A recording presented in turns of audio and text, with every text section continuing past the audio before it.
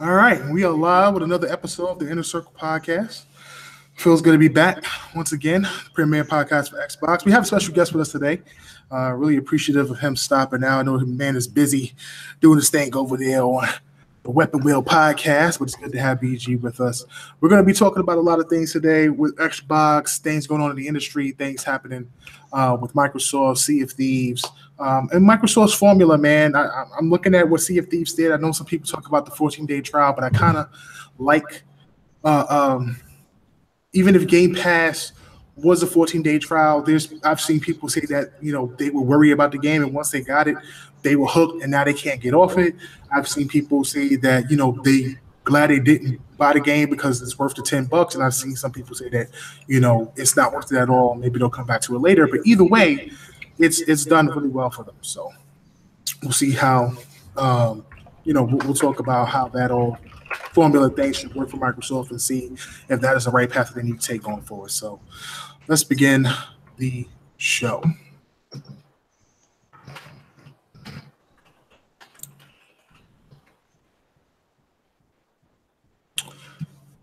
Welcome to the Inner Circle podcast, premier podcast for Xbox. I'm your host, K-R-Y S-K-L-O, with Anchorman V.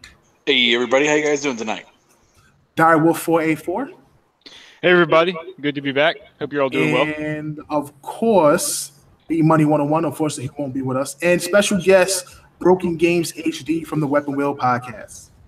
Hey, what's going on, everybody? Good to be here. It's awesome. Yeah, definitely. Again, good to have you here, BG, man. It's been a minute since you've been on the show, so I appreciate you stopping out and giving us some of your time. So, listen, a lot of PS4 games coming to Xbox. A lot of PS4 games coming to Xbox. I know some of these things might not have been exclusive. Some of these things may have been timed, but it's just funny seeing all these games starting to hit after all this time. You got Hellblade coming, you got No Man's Sky coming, which I kind of always knew No Man's Sky was going to come, but after a while, it didn't seem like it would come. Being that now you start to see it, it's like, wow, it's kind of surprising. You also had, what was the other game that recently crossed you're over? echoing. Oh, my bad. Let me put on my headset. I can't think of the other game, but I know there's another title that crossed over as well, which was interesting because listen, obviously a lot of people know about PlayStation games, a lot of the exclusives, a lot of people brag about those exclusives, the thing and use it as a bullet point. I think Sony has a great library of exclusives and titles, most of them being single players, and that's phenomenal, and it's been great for that system. But now you're starting to see some of these things cross over. I don't know if they'll be successful on the Xbox after being on another platform and being out for so long. It kind of reminds me of like how Microsoft may have had a game, like Tomb Raider, for example. Tomb Raider came out. Tomb Raider did pretty good on Xbox. A whole year later, it released on PlayStation and obviously I think it did fairly well. And then it hit PC and so on and so forth. And it did pretty good numbers. I think it at one point was at 7 or 8 million in sales, which is, in my opinion, extremely well. It might not be extremely well for Square, but it's definitely extremely well for the game itself. But in between that time, you had so many PS fans saying they weren't going to get the game, they're not going to pick it up. One of those type of things, like it's already been on one platform, they're going to pass on it. So I'm just trying to figure out whether or not games like Hellblade coming over, games like No Man's Sky coming over, do you think those type of games will find new life on the Xbox platform, especially No Man's Sky after the disaster release that it had as far as what was promised and what was delivered? And now with this big update coming, do you think it will be significant enough to maybe find new life on Xbox and recapture what they were trying to do with PlayStation? I'll just open the floor to anybody. I don't think No Man's Sky is a good game all around. I think that's just a plain bad game. So I don't think it really matters what platform that comes to. I don't think it's really doing anybody service. Right. I think it's a disservice that game even exists to be on any platform. But okay. As far as Hellblade is a good game. I enjoyed it. It's a game that has I would say really unique puzzles. The puzzles stand out more than the combat, but I enjoyed the combat still. It's one of the best. That's one of the games you have to play with a headset because you want, or a really good surround sound. because that game has probably one of the best like audio and engineering and effects I've probably ever heard in a video game. So yeah, that's definitely a treat for maybe like the small crowd that may be into that type of game. You know, there's definitely the audience there for it, so they'll enjoy it. So Hellblade is definitely a good game to try out, and for anybody who's like an achievement whore or anything, there's only like one trophy or achievement in that game you could possibly miss. Everything else is like guaranteed to you. Okay. Yeah. Hey, that actually brings up a really cool idea, especially with the sound quality in Hellblade. I just hope it has that Dolby Atmos support. Oh my gosh, especially because I got these the Rig 800s with the Dolby Atmos surround sound. Oh my god, I want to play Hellblade with that right now. Yeah, because pretty much y'all know the concept with the mental, you know, the whole mental health and everything like that, and she has I guess you can call it multiple personality disorder. It seems like she's got voices in her head. Oh, she's schizophrenic. Yeah, pretty much. And you can literally, the way they engineered the audio in the game, when you have headsets on, it literally seems like there's voices in your head. That's how good it is. It seems like there's voices in your head. So that's why you gotta like play with like a real good surround sound or some good headsets. Yeah, honestly, I don't even think it needs the Dolby Atmos though. Like you said, BG, the sound design in that game is incredible. It's a binaural audio. The way it's recorded is specifically designed to mimic how the human ear accepts and absorbs sound waves. It's phenomenal. It really is. And I think that game's going to have success on Xbox, especially with the discount pre-order and how many single-player games people have been asking for a long time. It should find a good audience. I know I'll be double dipping for sure. I won't be playing that game, obviously. Not that I have any issue with the game whatsoever. I just don't do games like that.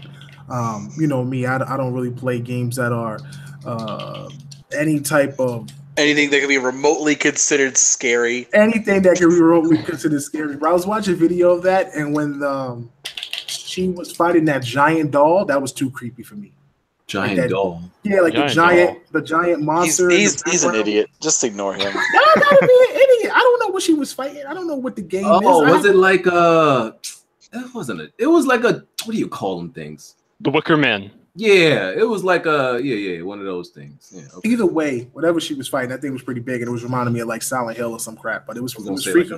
I was gonna say like a totem pole or whatever. Yeah, it was like a straw man or whatever. Huh. But I found that interesting. No Man's Sky, on the other hand, might be more up my alley. I didn't pick it up for PS4. Listen, Stop it. I didn't pick it up for PS4, but I'm looking forward to seeing what they have to offer with the game. Listen, I like games like that. I love sci-fi movies and fantasy and all that stuff like that. So anything to do with spaceships, anything to do with exploration of space is up my alley, man. It's like I'm a big Mass Effect fan, Star Wars fan. So I like what this game initially offered. If they can get to that point and they have the multiplayer fixed, where you can play with other people, it's not just you roaming around space, I would love that. I would love to try that game out. I don't know if that game or Hellblade will find the audience that they're looking for on Xbox, to be honest with you. I think that ship sailed a long time ago. Hellblade could be big on Xbox, I think, only because Hellblade is something that a lot of Xbox fans have been wanting. A lot of people crying about bringing back Rise Son of Rome 2 or some type of Rise type title. Xbox does extremely well with like hack and slash type titles, Ninja Gaiden as an example. So Hellblade could be up that alley. I just don't know if there's enough fans on there that don't have PlayStations and played the game already that will consider going to get it again on the Xbox because of the enhancements or just base Xboxes. So that's really my only concern. But besides that, listen, this Japanese game's hitting this platform that I wasn't expecting to hit the platform that was on PS4 as well. Games like Ys is coming to Xbox, and I was really shocked to see that hit the platform, and that might be something I might look into. They just put out Sword Art Online the gun game edition of Sword Art Online, which was another game I was surprised to see on there because it's an anime type title. And then you also recently had, oh my God, what is that game? I just had it in my head. And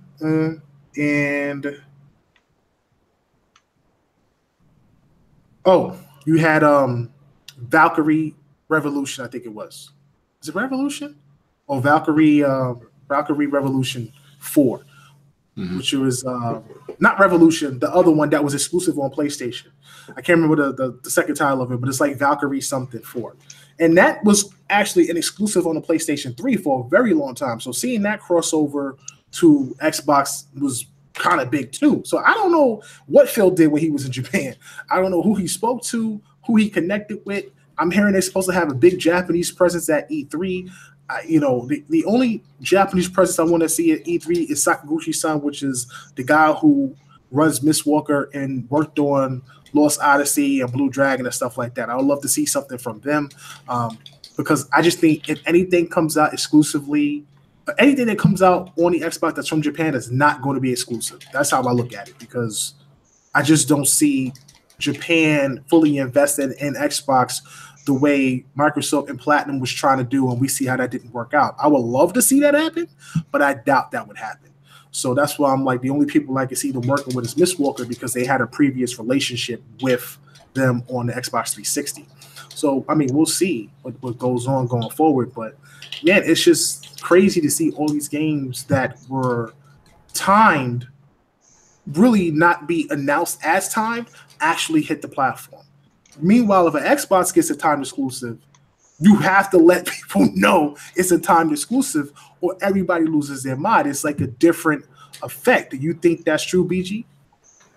I think there's a lot more speculation, and people wonder if it's going to be exclusive more if it's on the Xbox. Because people don't. I guess people just don't trust it as much to stay exclusive on Xbox. It's just, people just don't that's believe true. It.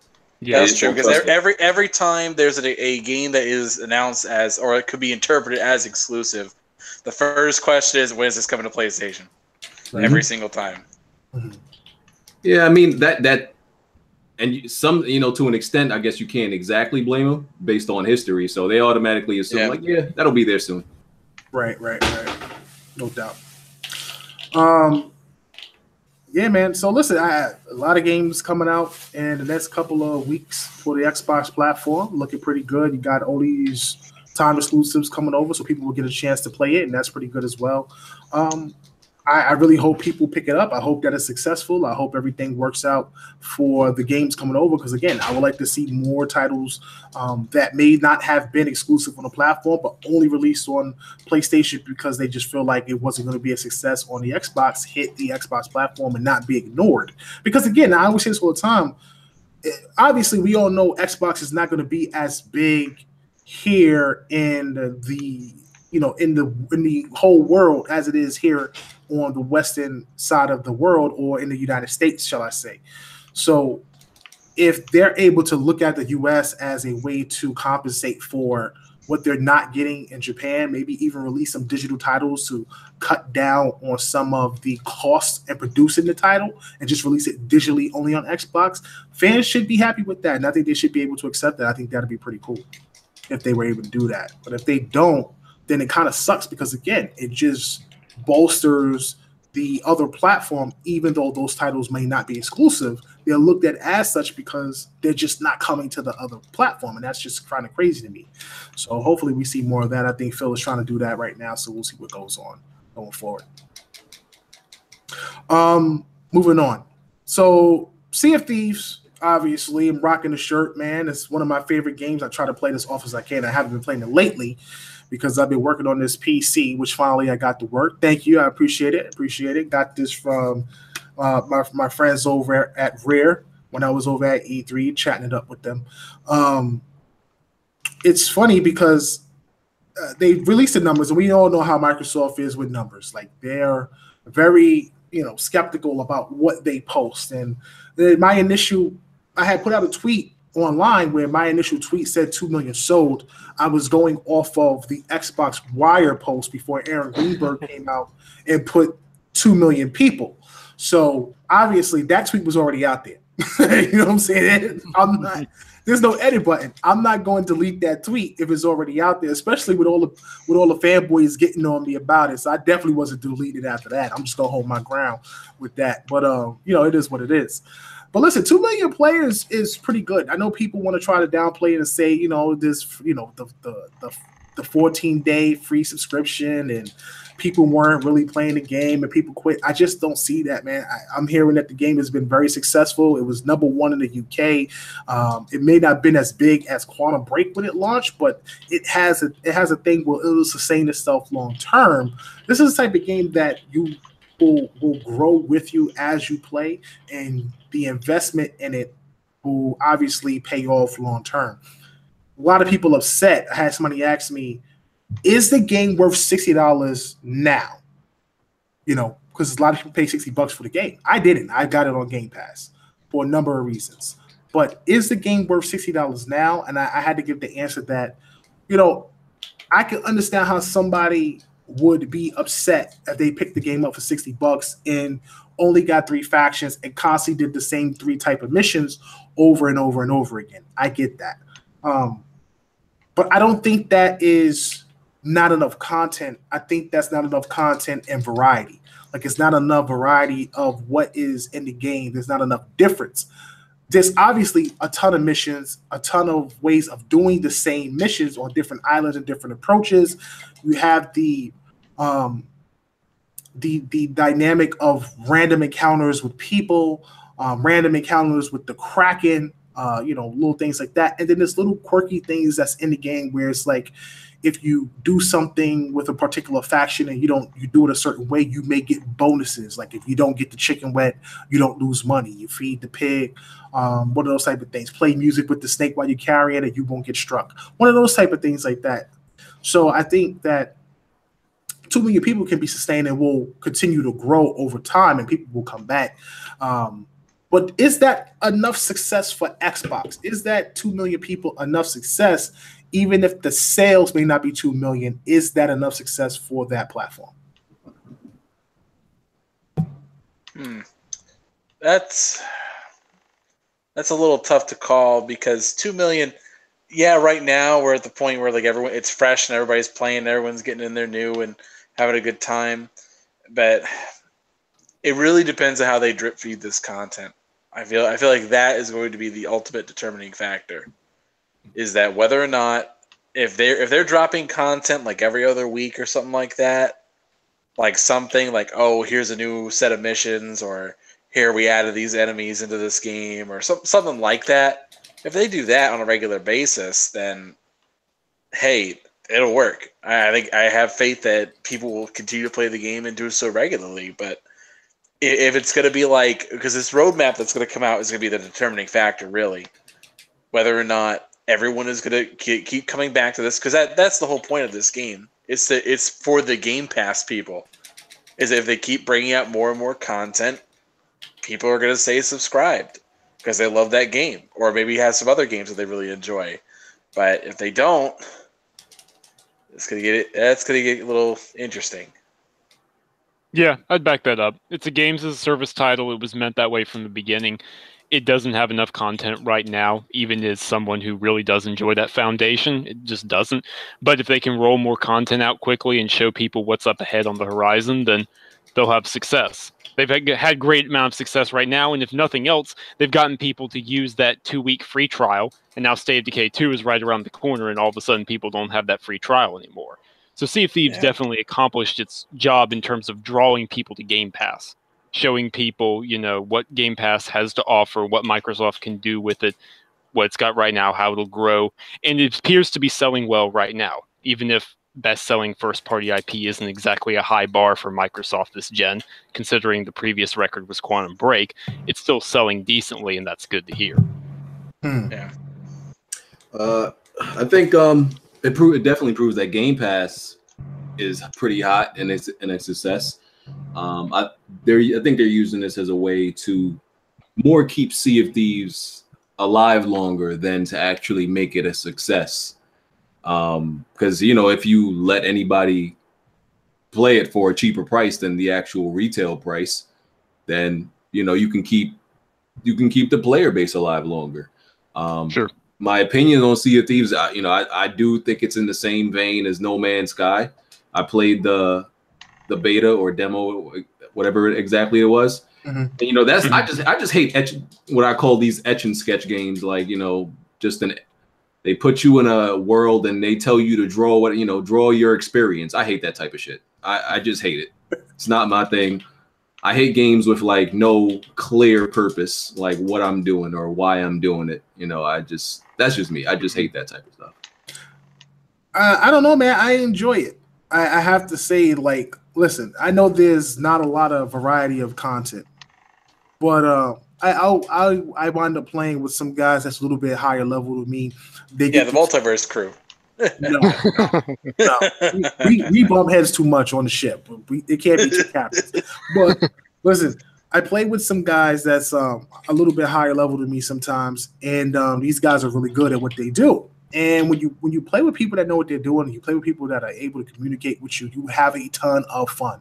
I mean, we laugh a lot. You do things. People are playing the role of a pirate. You bump into somebody. You're doing a raid. Somebody rolls up. You don't want to share the treasure. You get into a fight with them. You get into a shootout. You board their ship. You shoot at them. They're shooting you. They're talking crap in Davy Jones' locker with you, going back and forth. You get back out there. You do it again.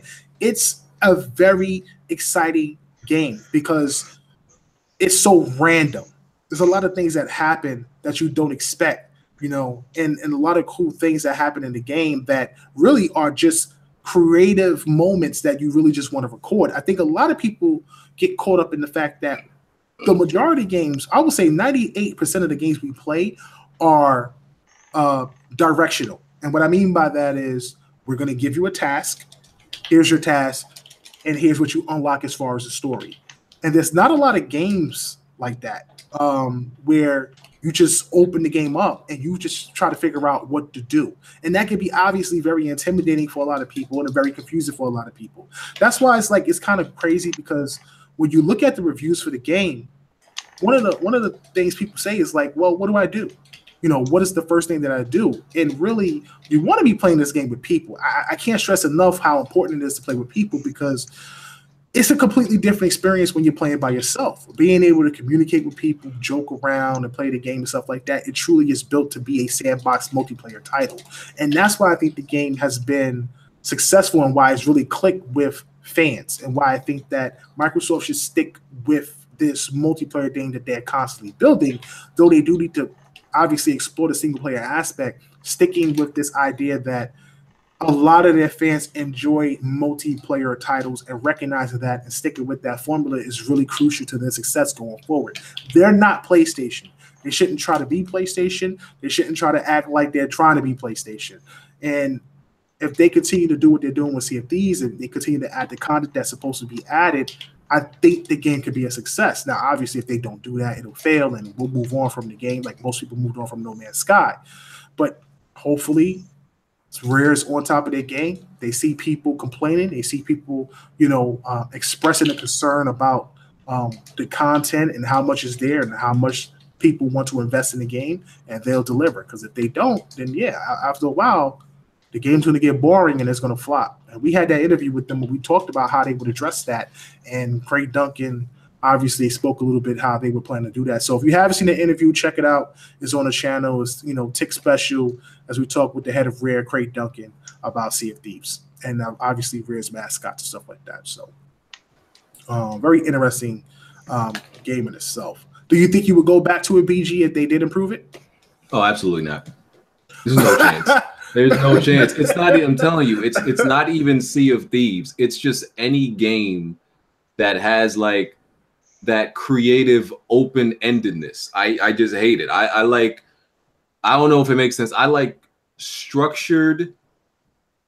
I like when games I play online have structured chance. Like there are certain scripted things that could happen, but it's still unpredictable when it can happen, I guess. But like it just being completely left to chance what you can encounter or experience in the game. No, I hate that stuff. Like I don't even like like even when it comes to Fortnite, which is way different. Sometimes I don't want to play Fortnite just because you can build. Like I put building. I agree. I agree. Can't stand that in Fortnite. Yeah. Any game where you can like kind of build. As soon as a game tells me it has base building or any type of building, I hate it. I hate that type of stuff. I just despise it, man. I just like if it's inherently competitive too. If it's inherently competitive and you add something that random, I can't play Fortnite because of that. That's why I prefer PUBG. And listen, this might go back to my days in like junior high school. I hated arts and crafts. No, I agree. I don't play Fortnite because you have to build. I got tired of building. I have to play an Ark for a year and then Conan. I don't want to build nothing. I don't want to eat nothing. I don't want to eat to survive again. So, I definitely get where you're coming from with that. But yeah, man, I don't know. We'll see what happens. I think 2 million players is indicative of success for the platform. We'll see how the sales continue, whether Game Pass will make those sales diabetic over time. Because, listen, a lot of people hopping on Game Pass is going to probably be what's going to be happening going forward for a lot of Xbox games.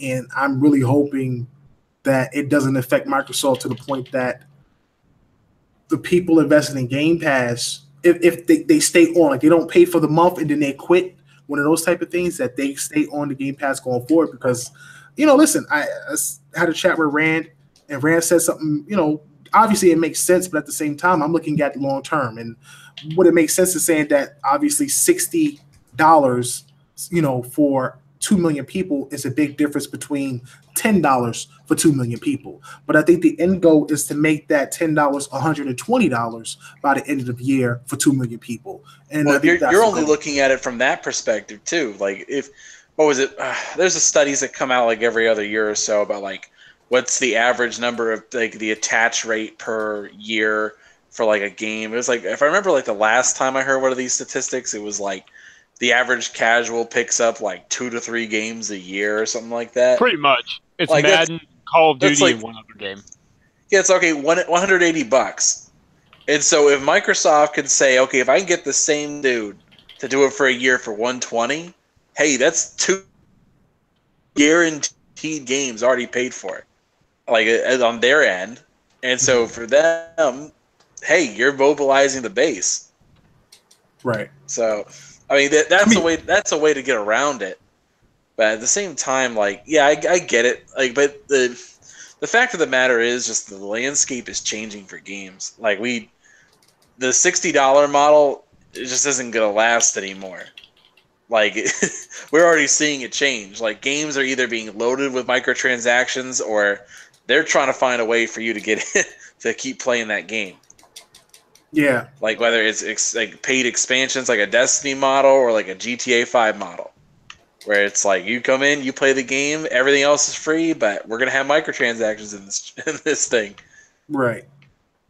Yeah, man. I mean, listen, they've been doing this for a long time. You look at successful titles like Destiny 1 or Overwatch, and the way they handle microtransactions. You see Star Wars reintroduce their microtransactions after removing them, and sort of just making it cosmetic stuff. People were filing lawsuits and trying to get people, states and the government involved, like we talked about last week, where I agree with Sam that the last thing you want to do is have the government involved in gaming. Like there's some things government should be involved in, especially if it's life affecting. At the same time, gaming, I don't believe is life affecting. We don't, as gamers, believe it's life affecting. So, having the government involved in that and trying to regulate those things is something we don't want. But obviously, some people feel cheated financially out of their investment. This isn't the 90s where we would buy a game and characters are unlockable and stages are unlockable. Everything has to be paid for.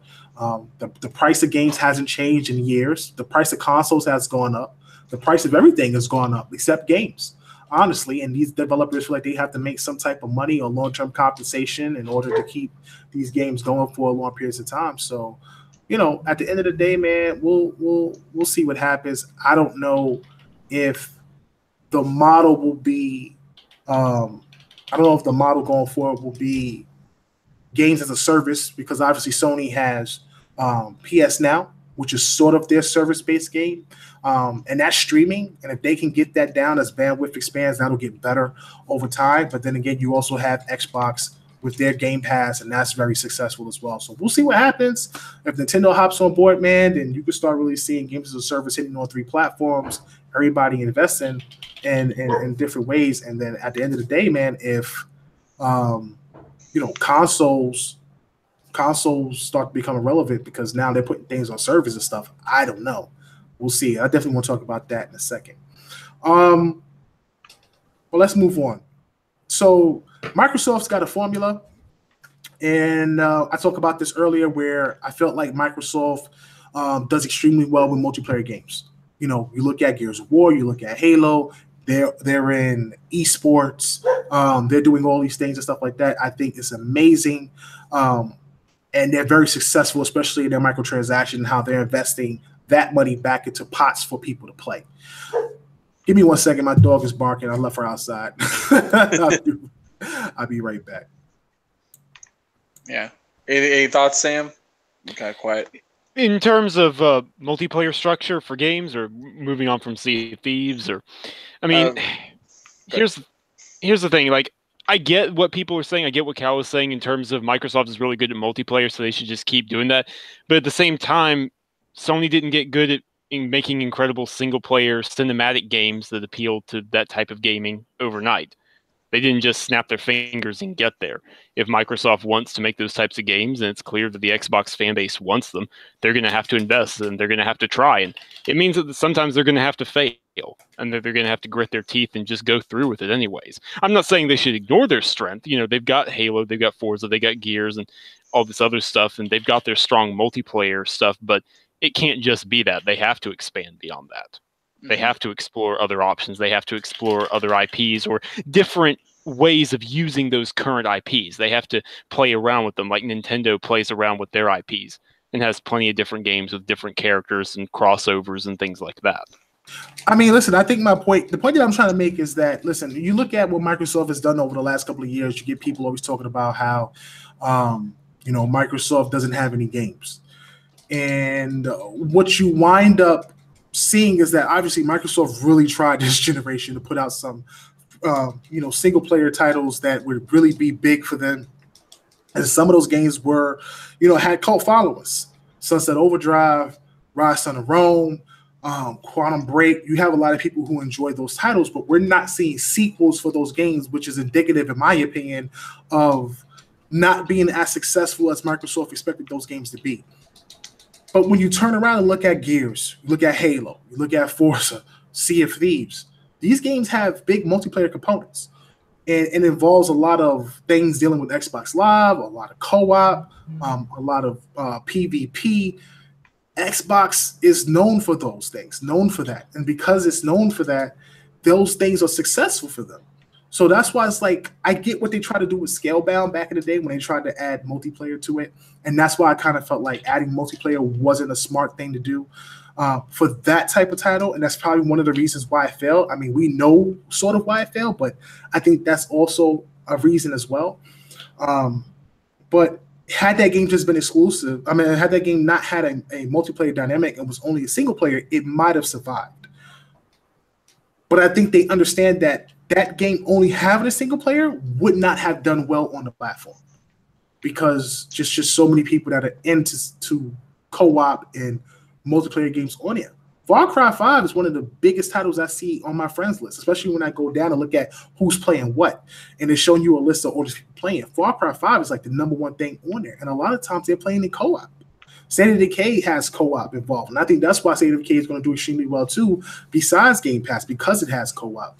So they need to stick with this formula that they have and choose and pick the right games. I'm not saying abandon single player games at all. I'm not saying do games as a service. Obviously, you need single player experiences. I think that's really important because it tells a story, but they definitely need to try to focus on what they do right. Don't try to be PlayStation. And I think that's what so many fans want. And I don't think that's very smart. It's a Western console made for, I won't say for a Western audience, but the appeal is very Western. And they should stick with that. More Western RPGs on the platform, more cooperative experiences, 4-player, like a game like Dragon's Dogma. You can make an RPG like that. Like Fable should be 4-player co-op, but an open world RPG. It should be that. You know what I'm saying? Like that's what it should be. You can play it single player, or you can play it with friends. And then if they're able to capture that, I think they can really push that formula and make it even bigger. And here comes my daughter. So I'll hand it over to somebody else while I go and snatch her. She tries to sneak downstairs. Yeah. I don't know. For me personally, with the whole multiplayer focus, like I think Microsoft does do that very well, and they do try to focus on it a lot. But at the same time, like, yes, we should have new experiences and such. But at the same time, as well, I think they should still keep putting out those kinds of games, but at a reduced pace. Where lately it's kind of been like maybe, I don't know, one major multiplayer experience a year plus one kind of like minor one. If they kind of just backed off the whole thing just to one real big one. Like if Sea of Thieves is their major multiplayer game, like don't tease us with another. like don't whip out a Halo right now. We don't need this right now. Well, that's the thing. Like all these multiplayer games are like they're clashing in on each other. People can only play so many multiplayer games with their friends at one time. Exactly, and I'm dying right now because I'm trying to play like all these games like I've devoted my time to. Like I'm trying to play Overwatch. I'm trying to play Rainbow Six Siege. I'm trying to play Sea of Thieves. I'm trying to play all these games, and it's like you guys need to stop having these events. Some of you guys got to chill out. Someone's got to take the knee here and just say, okay, for the greater good, we're stopping. I'm just trying to stay alive long enough to do so. Yeah, I think even though multiplayer seems to be their strength, I think one of the problems is like when people don't see them making a lot of big single player games. It's a presentation thing. It's an image thing. Like especially when you go to E3, right? I feel it's hard to show off a big game that's mainly about multiplayer at E3. I think it's hard to like really depict it. So it's harder for sure. Yeah, it's hard. So it's hard. It's almost like it's hard to like really market 60 frames over 4K. That's one of the main reasons why like 4K is this big marketing thing over 60 frames, because 4K is easier to market. People understand it. But like at E3, and when you see Microsoft with all their games, it's like you can't, it doesn't make as big of a splash. Like when you see God of War, it's like a visual showcase. Even though like a game like Sea of Thieves may be something that people play longer. It could turn out to be a bigger multiplayer game, but it's hard to like really show that and like showcase that and it be a big deal. You know what I'm saying? Like, yeah. Yeah, you got to have that pizzazz. I totally hear what you're saying. Like, even if, and it's not saying that they have a bad business strategy per se in these multiplayer games, like Sea of Thieves, State of Decay 2's co-op, even though that'll have single player as well. But you have something like E3 or Paris Games Week or even PlayStation Experience or Tokyo Game Show, where it's like, okay, we're going to show you 2 minutes of God of War. Here's Kratos facing off with an epic boss, or here's The Last of Us Part 2, and nobody knows what's going on, but it's dark and it's gritty. It looks like it was ripped from the road. It gets people's attention. It's these darker, big, I guess for lack of a better word, blockbuster stories, and it draws people in. But it doesn't mean to say that Microsoft needs to focus on that exclusively, but they need to start reaching out in that area. They need to have something like that they can show off to draw people in, to draw that audience in. I mean, I don't disagree with you guys at all. I'm not saying that they don't need single-player games. So don't get me wrong. That's not what I'm saying. What I'm saying is that the formula that works for them best is multiplayer titles, things that focus on Xbox Live. That's what they do best. Just like single player titles for PlayStation is what they do best. You're not seeing a lot of the multiplayer titles that Sony used to put out just knock out of the park. That's not what they do. They've added multiplayer to Uncharted. They've added multiplayer to The Last of Us, and those things have been successful because those games are great games in themselves, and you add a good multiplayer dynamic to it, and it works. But you don't see them just, having games that really sort of rival Xbox in that genre. Like, you had Killzone, you had Resistance back in the day. Those games, you don't see them anymore. They no longer exist. And they never were really competitive as far as multiplayer-wise compared to a Gears of War or a Halo. So I think that Microsoft definitely needs to focus on single-player games, and they definitely need variety. I've always vouched for variety. It's one of the reasons why I think it's really important that they have a lot of these Japanese titles and they reach out to titles in the East. And it's good to see games like Black Desert coming on the platform, whether time exclusive or not.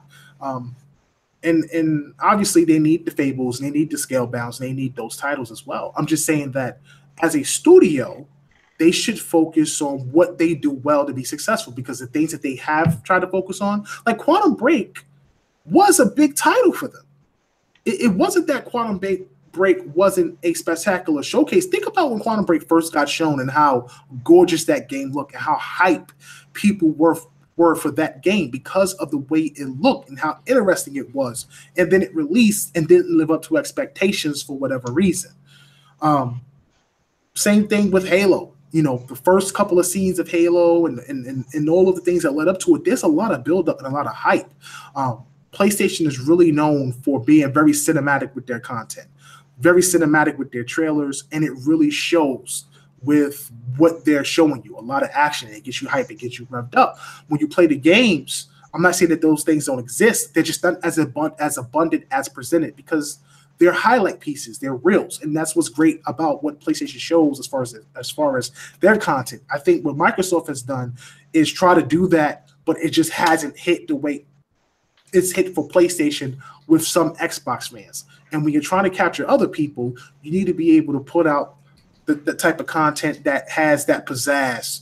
You know what I'm saying? They haven't been able to do that. So hopefully with these next couple of titles that they got coming out that they're working on, that we should probably see some of at this E3, they're able to capture new audiences as well as, get the base hype for these new titles that they got coming out, because I'm hearing a lot of good things about what they're supposed to be showcasing this year. Yeah. I mean, also at the same time, like Microsoft has been trying to figure out how do you showcase a game, like a good multiplayer game, and that's why we get those really dopey, like, oh look, live gameplay, standing on the stage. It's like 4 guys standing there, like it. That's why we get those kind of weird presentations, because it's all that you could really do to show off as it's a co-op game. Yeah, so, like I said, them multiplayer games are really hard to really showcase like that. And it is awkward. It's real awkward when what's that this Project Darwin? Like they tried my god, that wasn't a Microsoft Shoutcaster they had yeah, I don't think that was a Microsoft exclusive or anything, but that was just an example. I'm like, oh god, this is terrible. Like it's so awkward, it's so bad, it's so cheesy. And yeah, I mean, as far as the multiplayer thing goes, I do think Sony needs at least their one go-to multiplayer, which I don't really feel like they have. They have a whole bunch of games that also just happen to have multiplayer, but there's not a go-to multiplayer game or anything like that. Yeah. But I think they're not too worried about it, because what they're doing is clearly relying on third parties. Like, hey, third parties are going to make a whole bunch of multiplayer games anyway. Let's just make some single player games that they're not making. There's single player experiences that third parties aren't making. We can focus on those, and we'll just let them take care of the multiplayer, the giant multiplayer hole that we're not filling. I think that's pretty much it. Mm-hmm. I agree. Listen, we'll see what happens, man. Again, we've been hearing about what they've been working on for a while. We're hearing rumors about a new Fable from Playground, which is very interesting. I had a conversation with friends, and I spoke about how if you've played Sea of Thieves, I think Sea of Thieves might have the best water I've ever seen in any game ever. Especially if you look at it in HDR. This thing is just so authentic. It is best large scale water I've ever seen. It is gorgeous. Like, I mean, when that sun hits it and it turns that turquoise color, like a real Caribbean Ocean, bro. Like it's pretty good, man. And I was just sitting here saying to myself, I would love to have this type of environment in the next Fable.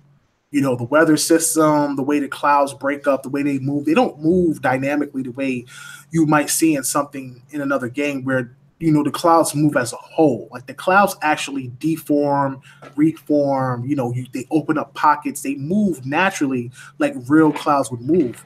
You know, obviously at a faster pace because it's in game and you're speeding up the world for night and day. But man, it's really impressive, and I would love to see a game like that in an open world setting.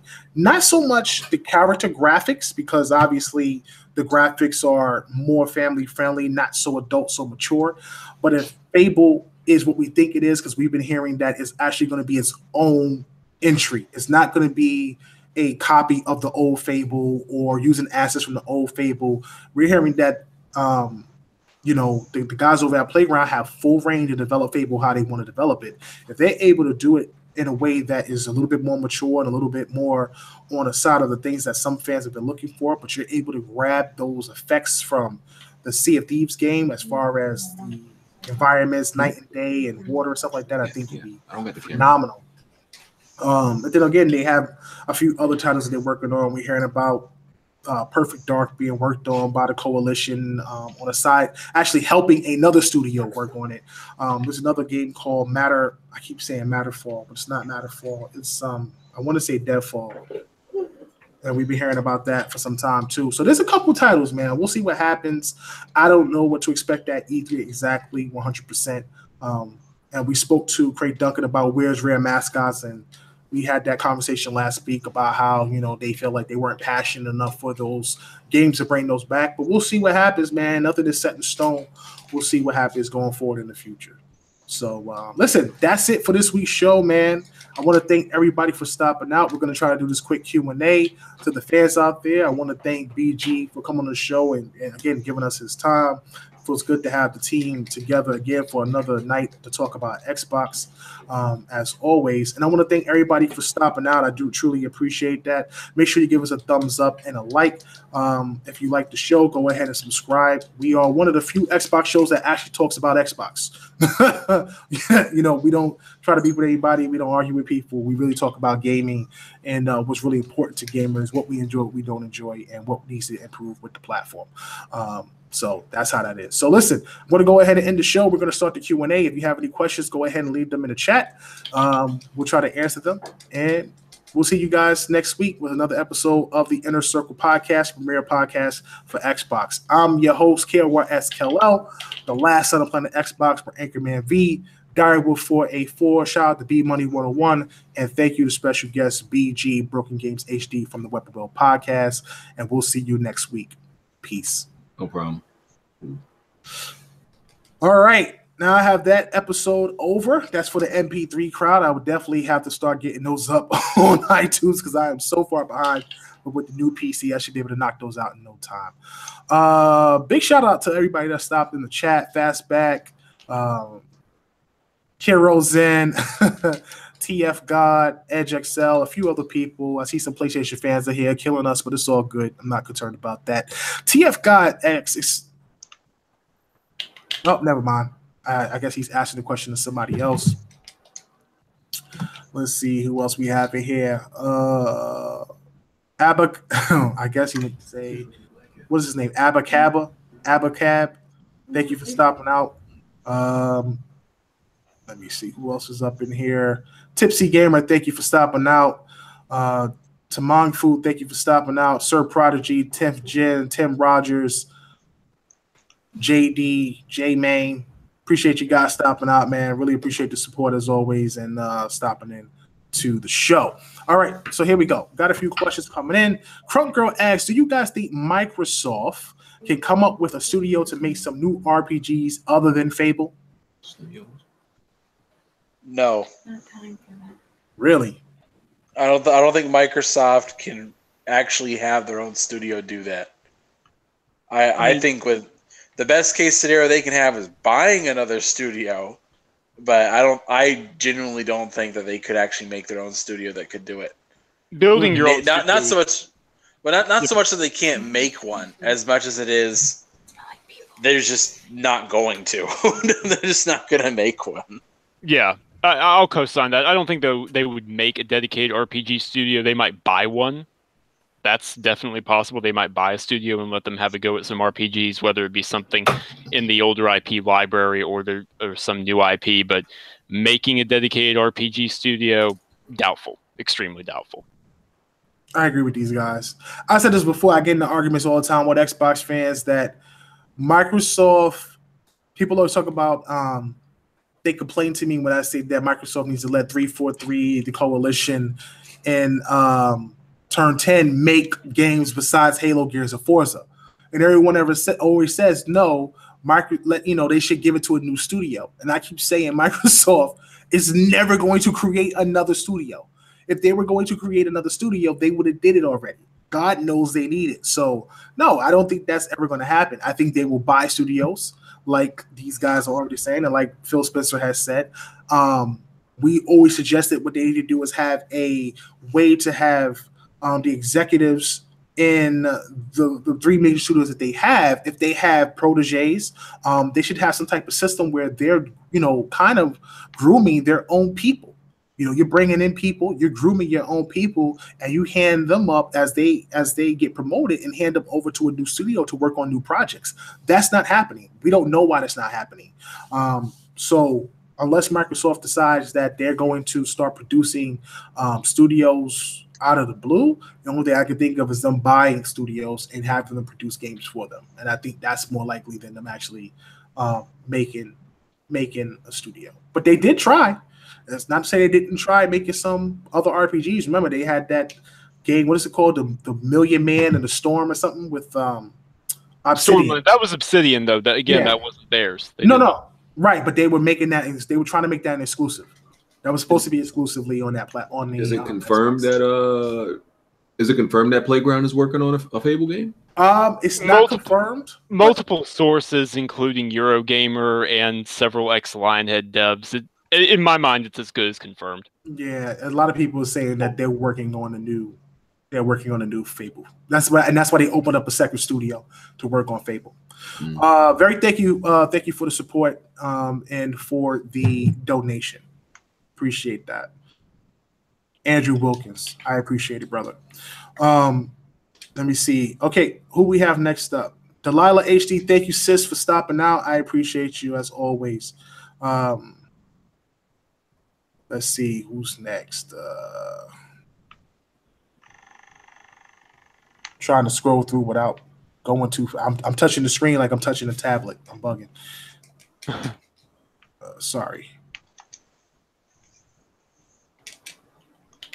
Fastback says all rubbish people need to just play games, stop overhyping, downplaying games, playing MPDs, list stupid console wars. Basically saying that people need to play games, not worried about the other nonsense, and they'll be happy. I guess you could say that. Any other big questions? Yeah, I'm going through right now. Sir Prodigy says, actually, my first time watching this podcast, actually enjoyed it more than I do other Xbox heavy podcasts. Thank you, sir. Greatly appreciate it. We have a lot of great content, a lot of great interviews with a lot of devs. So go ahead and check out our channel, man. And we also have other shows on the network that just don't focus on Xbox. We got PlayStation stuff, comic book stuff, and debate stuff. So you can always check out our other shows, and we try to cater to everybody. JD the Gamer says, do you all think it's feasible for Microsoft to do a 10 deal with Sega, Capcom, or Miss Walker like they did with Rare?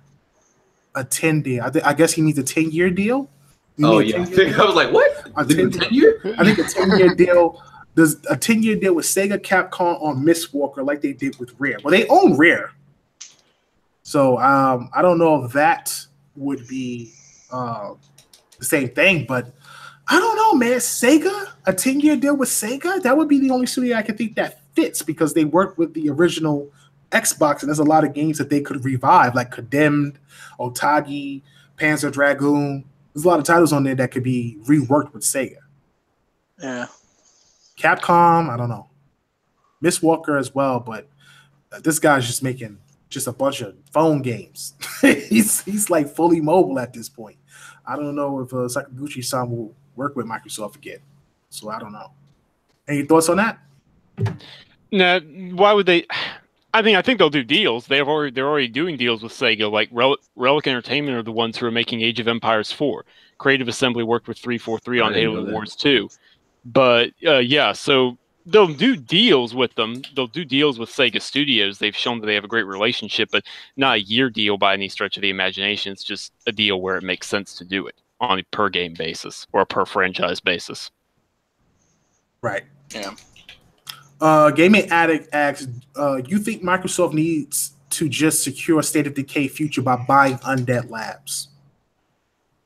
No, so I actually wrote about that with another of my co-writers, Nicholas, recently. We put out a piece on the state of Microsoft's first party and what studios they could acquire. We talked about Undead Labs, but the nutshell version that we discussed is Undead Labs is locked up in a multi-game contract. They're not going anywhere anytime soon because not only do they have State of Decay 2 to finish up and launch and support with DLCs and expansion packs, but there's actually multiple other games that they're locked into contract with Microsoft on. So they don't need to worry about Undead Labs. I agree. Yeah, I've heard a lot of things about Undead Labs and some of the projects they're working on with Microsoft. So we should see more stuff from them besides State of Decay in the future. And that's been a good title for them. Sir Prodigy asks, do you think Microsoft will learn from this generation to have more great single-player exclusives made for Xbox next generation? I think they are definitely working on laying a groundwork for it. I think it's definitely something that they've been working on, but I really don't know, honestly. I think they will. I don't know for sure.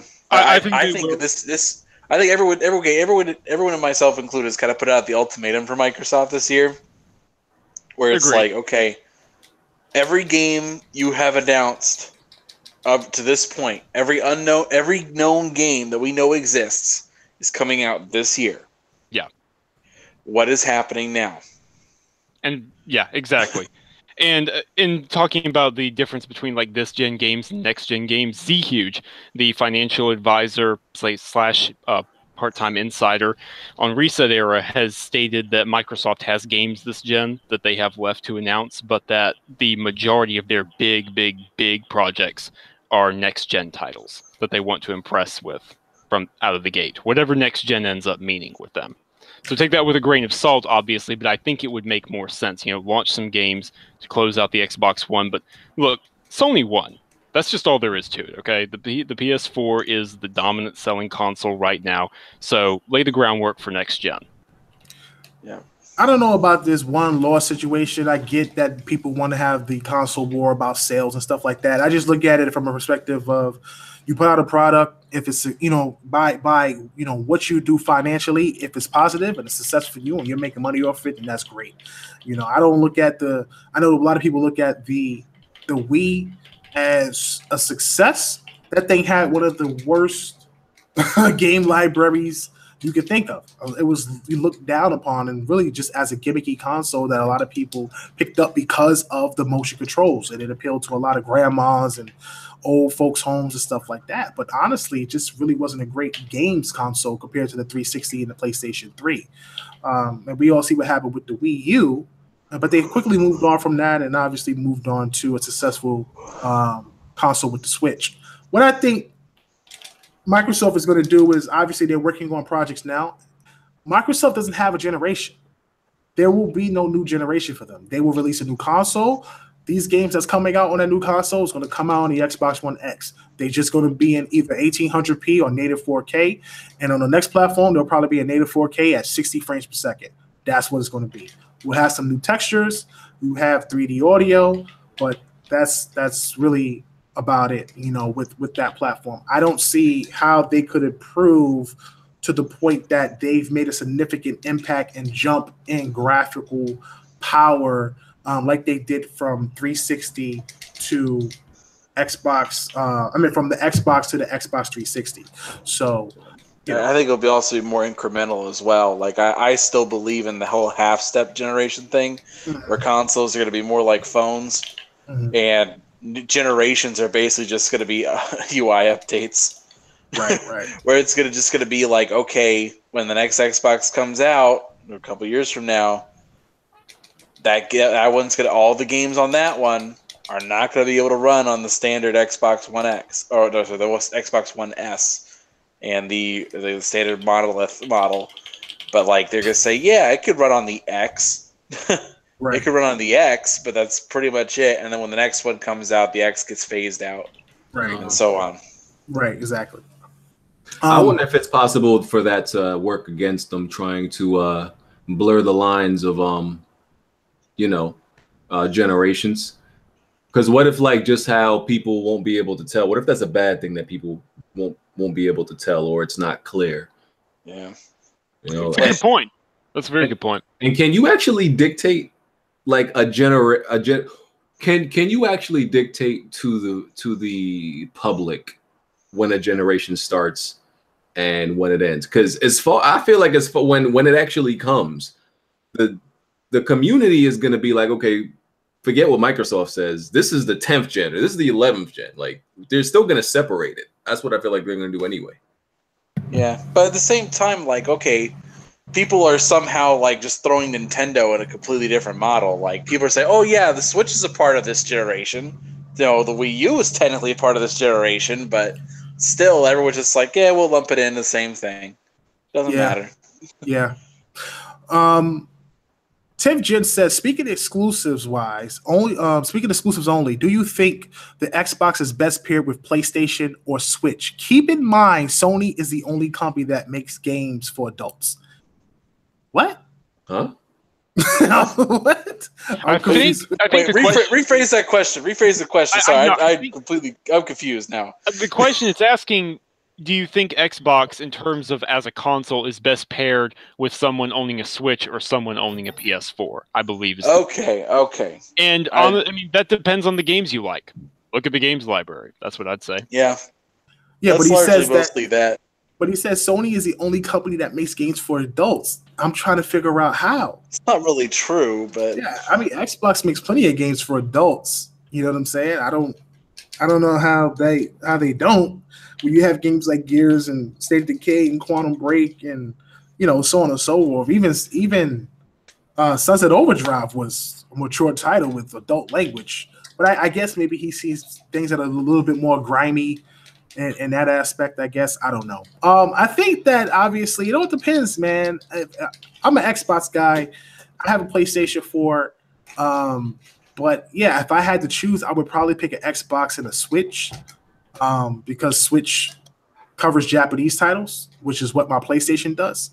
And if I need that fixed, I could always go to Switch. And obviously, Switch has some exclusives, and it works well for my kids, which won't go to bed. But listen, at the end of the day, man, I think that no matter whether you have PlayStation and Switch or Xbox and Switch, Switch is obviously the preferred secondary console to any major, big platform. Switch is that perfect companion piece, but I honestly don't know because I actually don't even think PlayStation makes adult games, because until a game makes me go out there and do my taxes, I don't trust it. All right. I don't think it's like until I have to actually go take out an insurance policy. That's not an adult game. Because see, PlayStation, and I admire this about them, is because they've grown up with us, and where Nintendo was making these are all child friendly games. Sony when Sony was getting in the market, they were trying to appeal to we're kids, but like where Nintendo was trying to do like 10 and under, they're trying to do 10 and up. And then slowly over time, like Naughty Dog is a good example of this. Like Crash Bandicoot is stupid. Like if you look at a Crash Bandicoot objectively, it's a bandicoot wearing shorts with shoes. Running around with a tiki mask. It's a stupid concept, but that's the thing. It's built for children, and then eventually, like Naughty Dog starts getting a little more serious. You get Jack and Daxter. It's like we're teenagers. We're kind of moving up slowly, and then like during the PlayStation 3 era, it was I'm a gritty teenager. Look at me decapitating people, and look at me, I'm so dark and edgy. And now we're at the point where it's like, oh yeah, I'm in college. I basically want to do all the same stuff beforehand, but I want a little more refined. I want that extra level to it. Like, I still want to, like, decapitate someone and brutally savage someone, but I also want a little bit of something so I feel bad about it because I have a young, impressionable girl watching me. So it's the same thing. So until, like I said before, until a game actually makes me sit down and say, all right, you need to file these taxes or the IRS is coming after you. Or like actually makes you sit down and you kill someone, get arrested, prosecuted, serve in-game real time in prison, and then come back out, I don't consider it an adult game. Right. That's one man's opinion, anyways. It needs to be soul-breaking. So that's my opinion. I'm talking with the mic on mute. All right, let's let's finish up some of these questions to get on out of here. I want to thank everybody for stopping out once again. TF God asks, Cal, do you think Microsoft is gearing up for the next gen? Do you think this will be another E3 with lots of console launch exclusives, and they'll save their first party big hitters for next generation? I mean, I think they will. I think we'll get Halo before the generation is over, though. I think we've talked about that here on the show. We'll probably get Halo before the generation is over. I think we won't get another Gears until the next console comes out. And then we'll see a lot of their big titles hit both platforms, but they'll probably be next gen titles. Like Fable will probably be a title that they'll push for the next platform, but you'll also get it on the Xbox One X, and they'll talk about it on the Xbox One X first. So, you know, sort of like Destiny, when Destiny launched on 360, but was also on Xbox One. I think they'll do that. So we'll see, man. I'm not 100% sure. Again, I've heard that they had some projects in the works for a couple of years. I think Phil tried to lay out a foundation, fixing Xbox Live first, coming out with the platform with the Xbox One X, and probably going forward just making the most powerful consoles one after the other. And now they just have to build first party to get back on track with what they were doing with 360. If they're able to do that, then they can recover some of the fans that they lost to PlayStation this generation, in my opinion, at least on the on the Western side of things. Let me see here. Delilah says, maybe our expectations have been killed. I mean, maybe our expectations have killed games. I will never forget that Phantom Dust interview by Tick. Shaking my head, LOL. Listen, man, we did the interview. It's not our fault that Phantom Dust got canceled. I know I guess we played a role in that when we had that interview, and some things were said on that show. But it is definitely disappointing that we were involved in that whole situation. If you haven't heard the Phantom Dust interview, make sure you check out our interview with Ken Lobb on the channel, where we spoke about what Phantom Dust was supposed to be, and apparently that's not what the devs had in mind, which later on got them shut down. So check that out. Kotaku actually did an article on that, and an article with the role that our podcast played in that game, which is just crazy to me. Let's see here. Damn, Tech, you got a game canceled, bro? Yeah, kinda. Yeah, it's all his fault. Kinda. That's legendary. I ain't even done that yet. Yeah, you haven't made it until you cancel a game. Yeah, no, it was. We had the interview. No. It was talking about the game and how it had like a 50-hour single player and like just a lot of stuff that just, I guess, wasn't in the game or was supposed to be in the game. Apparently, the devs was like, "Dude, we don't know what he's talking about." One thing led to another, and they eventually got canceled. I don't know, but that was definitely one heck of a situation that we happen to be involved with. Our show was the catalyst for. Funny stuff. It would have happened anyways. No doubt. All right. So listen, I want to thank everybody for stopping out. I want to try to get at least one more question. There's so many people in here. I want to thank everybody for hanging out with us in BG and asking us a few questions here right there. I think that's it, actually. Let me see.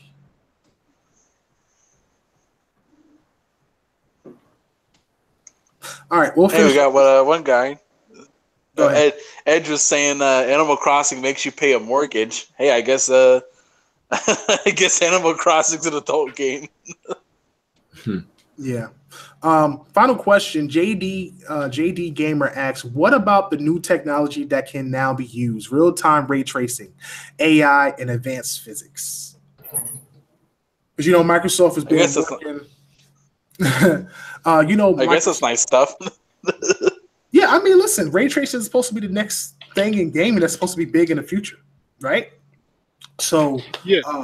They're saying that it's supposed to make games look super realistic and it's supposed to take things to another level. But Microsoft is talking about going with servers. That's not allowed, though. You know what I'm saying? So I don't know. We'll see what happens with ray tracing and how that affects everything. That could push things to the next level. But listen, Sony wouldn't be far behind. I would assume they're doing the same thing. And I'm sure that their ICE team is working on a few things. So we'll see. Well, Microsoft is supposed to be working exclusively with NVIDIA on this ray tracing technology for Don't go to bed with that. Azure Cloud or whatever. So we'll see how that pans out. But that would be amazing if we were able to get some of that stuff on the next platform. Yeah, that's definitely next-gen tech. That's not happening anytime soon. It looks awesome. It's very promising. I'm excited to see what can happen with it, but I wouldn't look to see anything significant anytime soon on console. I agree. Well, listen, man, that's it for tonight's show. Once again, I want to thank everybody for stopping out, hanging out with us tonight, and hanging out for the Q&A. I want to thank BG again for giving us his time and hanging out with the team. Again, you're always welcome here, brother. You know how we get down over here and the relationship that we've built over the years. So I appreciate you stopping in.